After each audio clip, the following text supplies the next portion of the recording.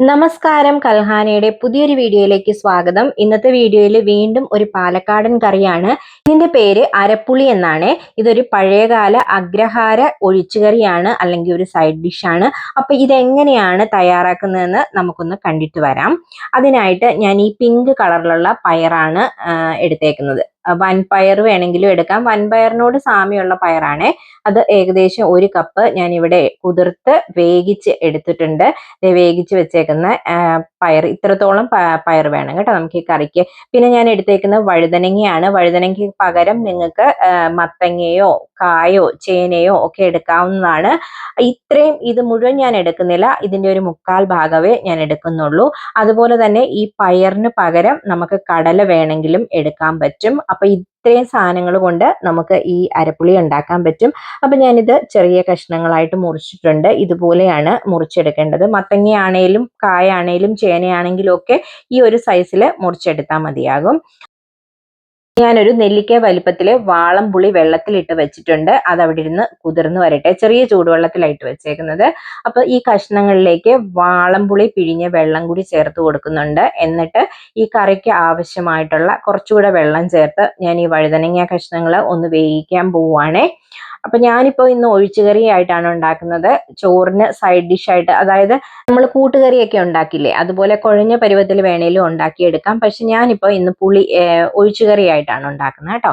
അപ്പൊ അത് ഇവിടെ മൂടി വെച്ച് ഒന്ന് വേവിക്കുവാണ്. അതിന്റെ കൂടെ മഞ്ഞൾപ്പൊടി മാത്രമേ ചേർത്തിട്ടുള്ളൂ. ഇനി നമുക്കൊരു മസാലക്കൂട്ട് തയ്യാറാക്കണം. ഇതിനകത്ത് അരച്ച് ചേർക്കാൻ വേണ്ടി നമ്മൾ ഉപ്പടത്തിന് ചെയ്തില്ലേ, അതുപോലെ തന്നെ അതിനായിട്ട് ഒരു പാൻ അടുപ്പിൽ വെച്ച് കൊടുത്തിട്ടുണ്ട്.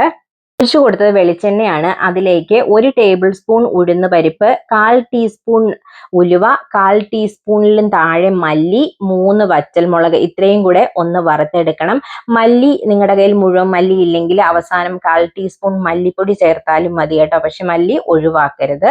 അപ്പൊ ഇതെല്ലാം കൂടെ ഒന്ന് മൂത്ത് വരുന്ന സമയത്ത് നമുക്ക് ഇതിനകത്ത് ഒരു ഐറ്റം കൂടെ ചേർത്ത് കൊടുക്കണം. അത് മറ്റൊന്നുമല്ല, തേങ്ങാപ്പീരയാണ്.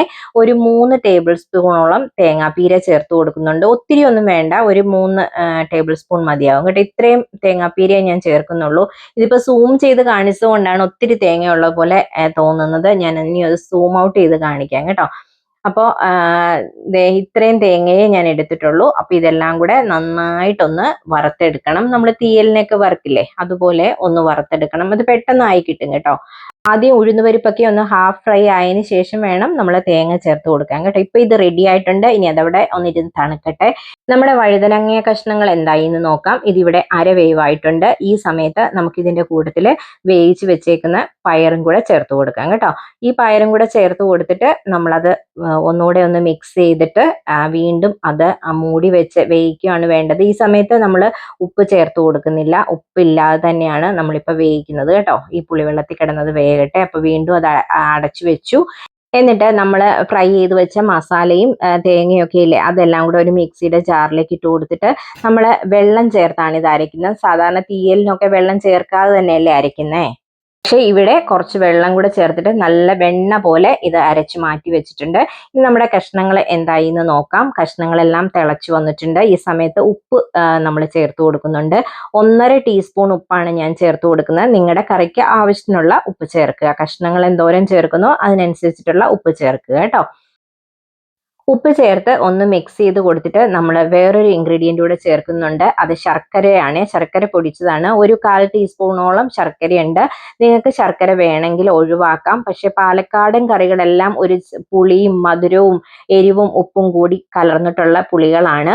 അപ്പോൾ അതും കൂടെ ചേർത്തിട്ട് നമ്മുടെ കറിക്ക് ആവശ്യത്തിനുള്ള കുറച്ചും കൂടെ ചൂടുവെള്ളമാണ് ഞാൻ ഒഴിച്ചു കൊടുത്തേക്കുന്നത്. എന്നിട്ട് അതെല്ലാം കൂടെ മൂടി വെച്ച് ഒരു 2 മിനിറ്റും കൂടെ തിളപ്പിക്കുക. അത് കഴിഞ്ഞ് നമ്മുടെ കറി ദേ ഇതുപോലെ ഒന്ന് കുറുകി പാകായി വന്നിട്ടുണ്ട്.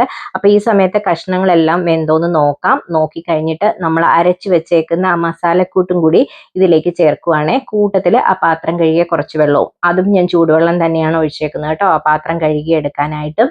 എന്നിട്ട് എല്ലാം കൂടെ ചേർത്ത് വീണ്ടും ഒന്നുകൂടി ഒന്ന് മിക്സ് ചെയ്ത് ഒരു 2 മിനിറ്റും കൂടെ തിളപ്പിക്കണം. തിളപ്പിച്ചിട്ടാണ് നമ്മൾ ഇതിലേക്ക് കടുക് താളിച്ചൊഴിക്കുന്നത്. കടുക് താളിപ്പിനും ഒരു പ്രത്യേകതയുണ്ട്. അപ്പൊ ഇത് ഇവിടെ ഇരിക്കട്ടെ. ഒരു 2 മിനിറ്റ് കഴിഞ്ഞിട്ട് ഇത് നമ്മുടെ കറി റെഡി ആയിട്ടുണ്ട്. അതിലേക്ക് ഞാൻ കുറച്ച് കറിവേപ്പില ഇട്ടു. എൻ്റെ കയ്യിൽ ഫ്രോസൺ കറിവേപ്പിലയാണ് ഇരുന്നത്, അതുകൊണ്ടാണ് അതിനൊരു ഗുമ്മില്ലാത്തത്.